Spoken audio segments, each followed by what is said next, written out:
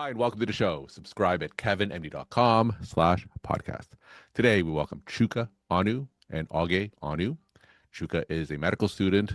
Oge is an orthopedic surgery resident. Together, they co-wrote the Kevin MD article, A Sibling's Guide to Surviving Medical School. Everybody, welcome to the show. Thank you so much for having us. Thank you. All right, so I'm just going to ask each of you just to briefly share your story and journey, then we'll jump right into that article. Chuka, why don't you go first? Well, again, thank you so much for having us. My name is Chuka. I'm a medical student here in Chicago, Illinois, and excited to be able to talk about this article I had the pleasure of writing with my sister. Forgive me if I drop an occasional y'all. You'll know I'm from the South, but thank you again. Okay, and Oge, why don't you briefly share your story? Absolutely. So I'm an orthopedic surgery resident in Madison. I was a humanities major, spent time in NYC for med school, and found myself back in the Midwest. And as Chuka said, we kind of call Nashville our home in the area. So I'm just here to, I had a very atypical, non-traditional process in medical school, but I learned a lot along the way. So that kind of helped us to drive this article. All right. And both of you wrote this article, of course, A Sibling's Guide to Surviving Medical School. Now, for those who didn't get a chance to read it, Chuka, why don't you summarize the article? Yeah, so the article really was, as August said, it was fortuitous. It really stemmed from, it was really a couch conversation. She was visiting me in Chicago, and we were talking. We said, what do we wish people had told us before we started this journey? And so as we wrote it, we sort of broke it down into three categories. We thought about looking at time and priorities. Mhm. Then we started looking at, okay, what does it mean to be academically successful and have resilience? And then also, how do you think about who you are and whose you are, the identity and the community aspect of this journey? And so with that, we talked about in the time and priorities that every yes to something's a no to something else. So be strategic with your time. We think about in academic success and resilience, we're talking about we have to be dynamic, right? And sometimes it's not about doing what you want to do, but what is required and necessary in the season that you find yourself in. And in that last chapter and the last section, we sort of talked about how do we invest in who we are when we take off our medical student badge, we take off that white coat, we take off that nice embroidered Patagonia, and are we making sure that we invest just as much in who we are in bringing ourselves to medicine as we do to the profession? All right. So I'm certainly familiar with the pre-medical medical school process. My daughter's an undergraduate pre-medical student. But Chuka, now that you are in medical school, what's something that surprised you in medical school that you wish you had known as you were applying? Yeah, I think something that I wish I'd known is that medicine is such a privilege to be in as a career, but also that medicine has to prove as much to me as I give to it. It's not a unidirectional relationship, but bidirectional. And I think that's something that can oftentimes as a pre-med, that we're doing whatever it takes to get into medical school. You're like, okay, I want to be part of the profession. I'm going to give everything I have to it, right? And those are good things, but also recognizing that medicine also it's a medicine should be excited to have us as a part of it. And I think that's something that being in medical school and seeing the physician burnout, the resident burnout, it's something that it's a mature mindset to have. And Augie, now that you finished medical school, you're an orthopedic surgery resident. Tell us what kind of tips that you wish you had known when you first started medical school that you could share with perhaps our medical school audience. Yes. This kind of also stemmed to why I was really excited about this article. I always tell my friends that medicine can have a pattern of drawing in what I call my A plus B equals C applicants. It's you got the grades, you got the you have the interest, you love the science, and then A plus B, boom, okay, you ended up at the top here. I love research. And the biggest surprise, and also what I learned in medical school, finishing it, is the privilege of being able to see from when you meet everyone MS1, you're like, oh, that person's going to do this, person's going to do this. And then at the end, you're like, oh, actually, of course, predictable. It is a reason that's a cliche. But then you also see that some people did even more successfully than you would anticipate. And all this to summarize that sometimes what we consider a traditional A plus B equals C process is not the only way to be successful, and sometimes not even the best way to be successful in medical school. And so I think the biggest tip is kind of one, self-preservation, but also one time I think my friend who is a little older in med school said, trust your process. And I think that was true. At the time, I was like, this trust the process never really served me. I don't think I'm an A plus B equals C person, but definitely trusting your process. Don't shell out who you are. As reiterating what Chuka said, it's a bi-directional relationship. Of course, you need to do the tasks that need to be done to the best of your capabilities, but also realizing that there are a lot of various pathways that can lead to really interesting career and even successful careers that may not be as platformed in this kind of what we consider coming in as MS1s, as nuanced, naive people in the beginning of our medical school journey. So I'd say definitely keep your passions, keep the grind, but also, yeah, remember that you don't have to be your typical what they show in the movies or what you Hmm. see. And Augie, you mentioned those words self-preservation. And on this podcast and on my site, we talk about physician burnout a lot, but I know burnout also is becoming increasingly prevalent in medical school as well. So tell us exactly what you mean by self-preservation, some of the challenges that threaten self-preservation, and some techniques that you would recommend medical students take to preserve that. I would definitely be a liar if I said that I came in as your MS1 knowing already how to do self-preservation. This has been a longitudinal process and one that I took throughout medical school, and I'm still learning now as a junior resident. I'd say the biggest things come sometimes with experience in terms of along the way of life happens, Hmm. whether that is from friends, family, unforeseen circumstances, and sometimes it took close ones going through that to realize, at the end of the day, self-preservation I define as who I'd want to be at the end of the process, during the process, and at the beginning of the process. I think one mentor said, medicine is what we do, but it does not have to be who we are. I think for sure it depends on what you find as your passion. Some people are like, I am medicine. I wake up and I'm excited for what the new next kind of research is. I want to think about new approaches. Some people are, I am very good at my job, but I also think I best serve my patients doing my hobbies, seeing my family. So I'd say self-preservation stems from, for me personally, and what I could really advise is medicine is what we do. We have pride in our work, but it does not have to be your only identity. Hmm. And by this, longitudinal relationship throughout training, working when you're stressed in the beginning of your training. What do you do? What did you do before you were a medical student that you would like to preserve? Say you didn't have, trying to fit in 28 hours of work into 24 hours. And whether that's working out, having set time points that some people say I treat studying like a job, 9 to 5, and I try to make this so that way at the end of the day I have tasks and things that I enjoy. And then also kind of realizing once again that, those hobbies and passions, you can integrate them into your work in medicine and find a different kind of appreciation and energy from your work. It doesn't always have to be draining.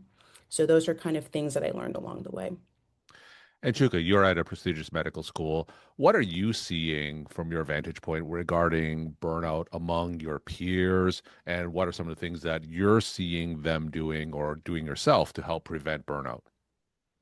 Yeah, and I think within this new generation of medical students, I think especially with COVID, right? COVID really allow people to mature very quickly. I think a lot of my classmates and my peers, I think they're really engaging. And as I talked about this bidirectional relationship with medicine, they're like, hey, if I'm like I was literally just talking to one of my friends yesterday. I was grabbing coffee, and he was telling me he was on a surgery rotation, and then he was great. They were gracious enough to let him go early, and he was like, all right, Drew, that was for me. Like, okay, how do I invest this time? Okay, I'm gonna go make sure I go work out, right? And I think it's really a value that students are unapologetic about, Hmm. right? And I think there's also a maturation of the medical education system of allowing students to do that. Because you talk to young attendings, even people who are middle-aged attendings, and that was not always the process. And so I see a lot of my friends finding investing in their passions outside even during medical school. And I think also,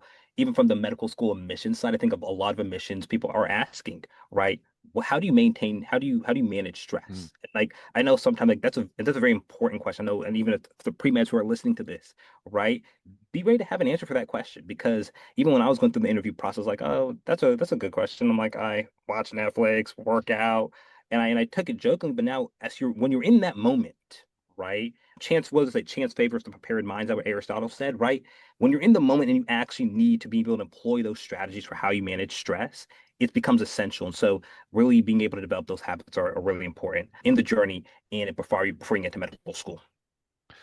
Chuka, in the article, both of you wrote about specific study tactics that medical students can implement. So talk more about that.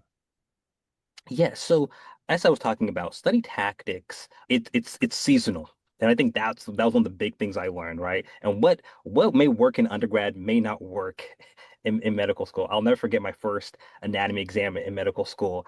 I was sitting here, I remember I clicked start exam on Canvas, And for the first time in a long time, I was like, oh my gosh, I do not know everything on this exam.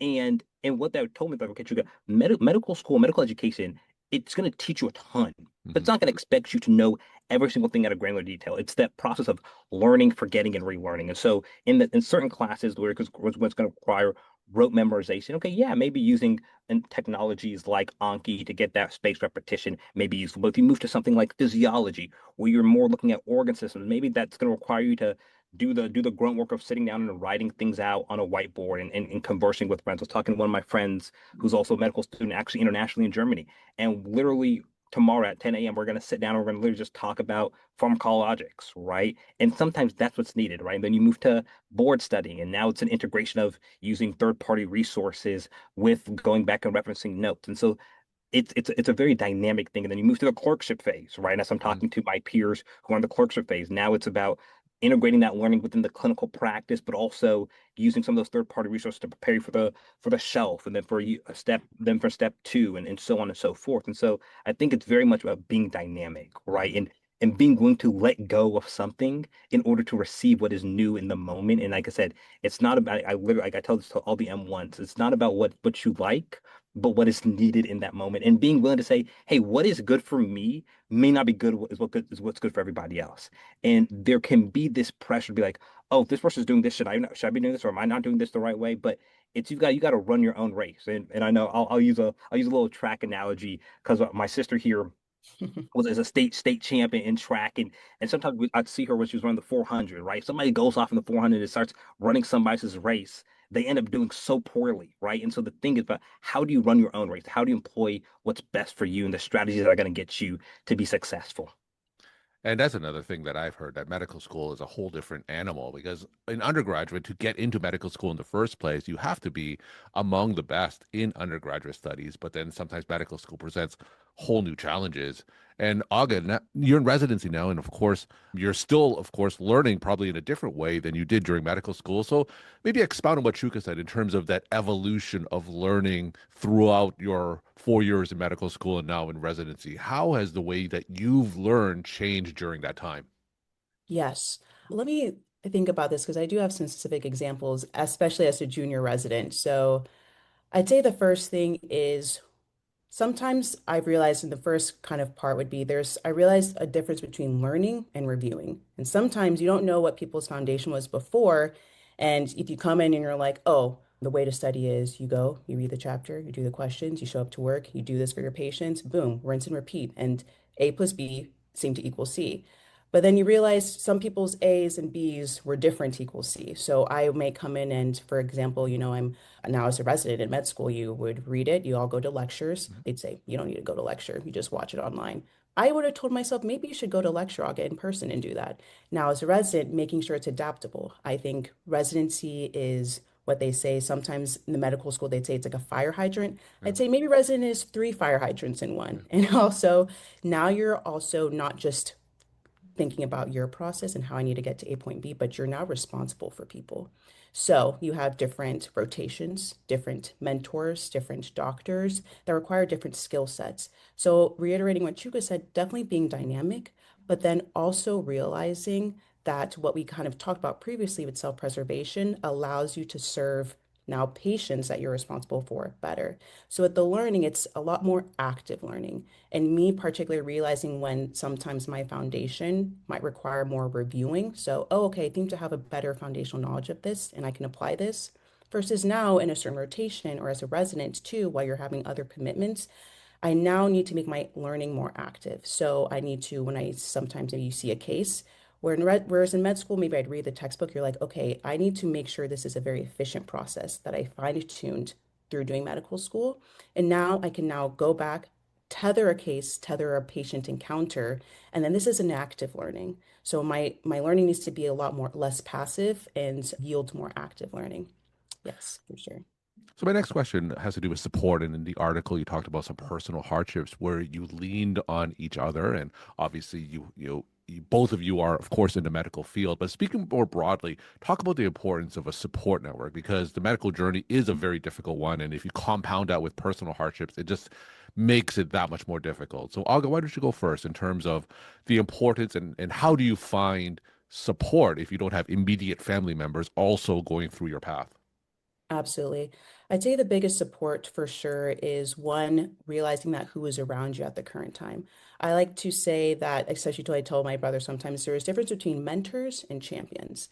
I say champions, it's kind of when you see someone like on in sports, maybe I'm this is very ortho of me, but he's a star player, he's doing great, and then, oh my goodness, like we love it, we're cheering for him. I'd say that's a champion. I'd say for me personally, mentors are people who are there even when things aren't going necessarily, you're not the winning star player. So sometimes it can be finding those people wherever you're working. I'd say support is making sure that also it doesn't, I've learned to not be limited in where I find support. Limited being that it doesn't always need to be, oh, I'm in this profession, so my mentors and my support come from this profession. What do you do? This kind of once again ties back to what you do outside of work as well. Maybe your support comes from clubs, from outside leagues, people who can reiterate and talk to you and relate to you in a separate way from work, who don't see you as a singular identity, but remind you that you are valued in aspects other than what you can produce for a patient. They're not, it's less transactional. Not to say that, of course, Mhm. medicine is transactional, but when you only interface with one person in one setting continuously, it's a little bit harder to see that person outside of that context. And Mhm. therefore, when you're interacting with that person, maybe you're having an off day, they don't have the context to be like, you know what? It's an off day, but she was really supportive here when we lost that game in soccer or when we were talking about, daycares or anything here, when we were talking about super cool movies to have.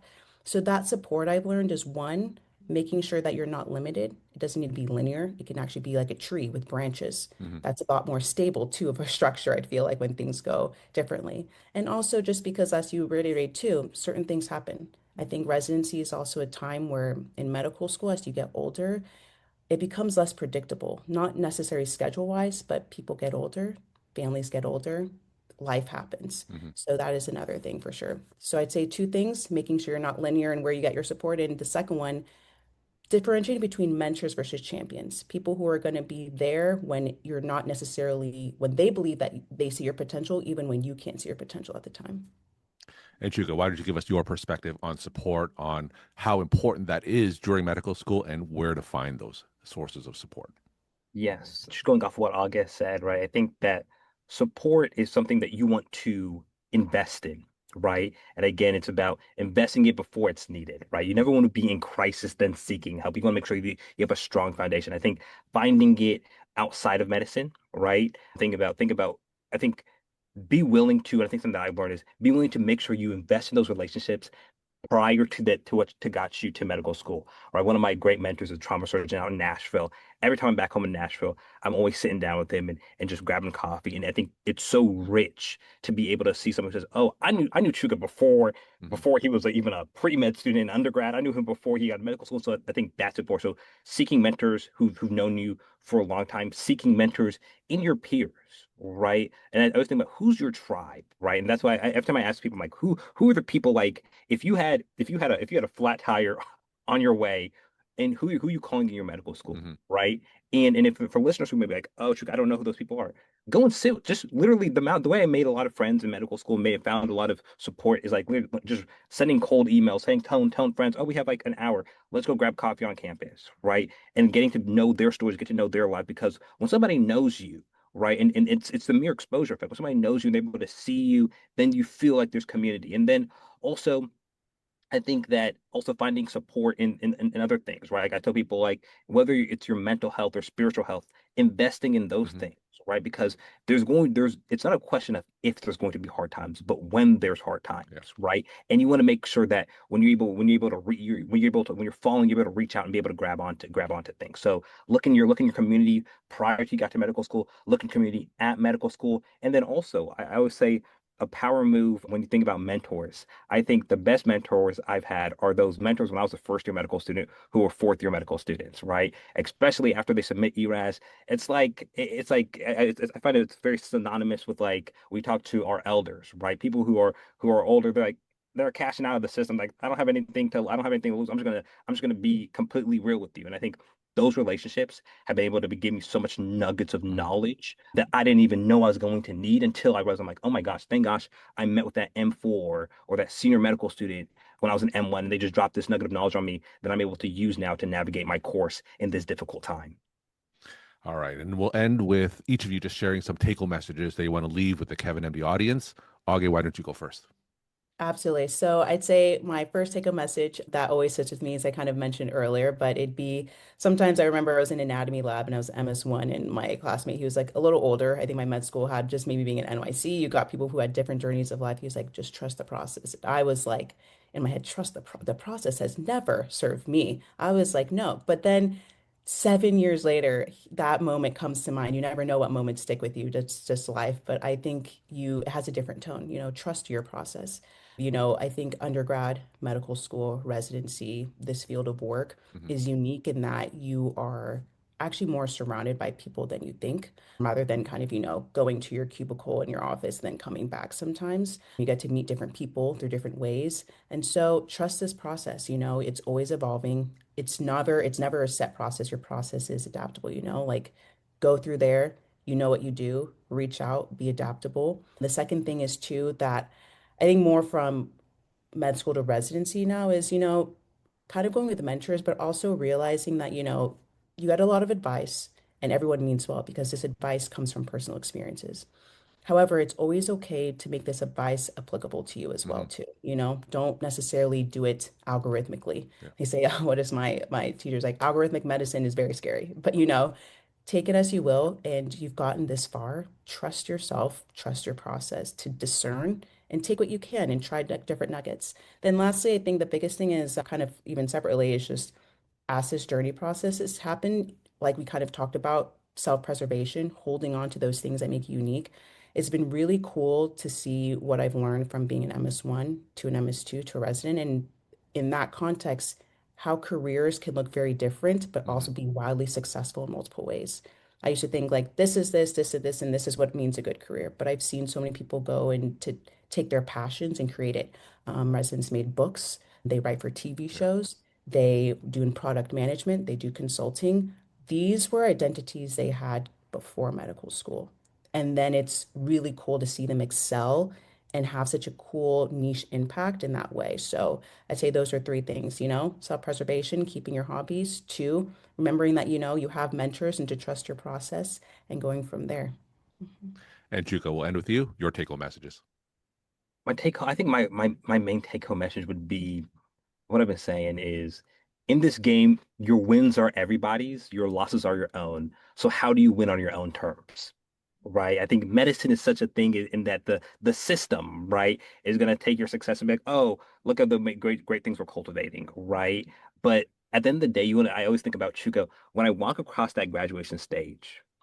Who do I want to say? How do I want to say I went through this process? What values do I want to make sure I kept it and emboldened? What friends and communities do I want to make sure that I developed and engaged with? And I think those are the main things. And that and then when we think about this journey, right, it's not about I'm sitting here actually I'm looking at my medical student badge and I'm thinking I'm like, Mhm. you take off this medical student badge and you take off this white coat or you take off that Patagonia. What's the one thing that's similar in all those instances? It's you. You bring yourself to each of those moments. So how can you make sure that you invest in yourself so that when you get to the end of the journey, you'll be like, oh, I did this thing on my own terms. I won on my own terms. I succeeded on my own terms. I think, well, actually, Chuga's reminded me too. I remember that just to piggyback off is one, two, that when things are going well, as he said, everyone's celebrating. Mhm. When things aren't going well, and when you're kind of such as life going through a process, it's important to also remember those who are there for you too. I think the biggest thing that I can also say for a takeaway is to show gratitude. A lot of mentors invest in you along your process, and we can be very linearly focused. It's a very grueling process to reach from one stage to the next to the next. You're always thinking about the next stage and the next achievement you need. And I've realized gratitude goes a long way, kind of remembering those people who are mentors, not necessarily just champions, and to say thank you to those once in a while is actually really important. Wisdom from Big Sis. Chuka and Augie, thank you so much for sharing your perspective and insight. Thanks again for coming on the show. Thank you so much for having us. Thank you.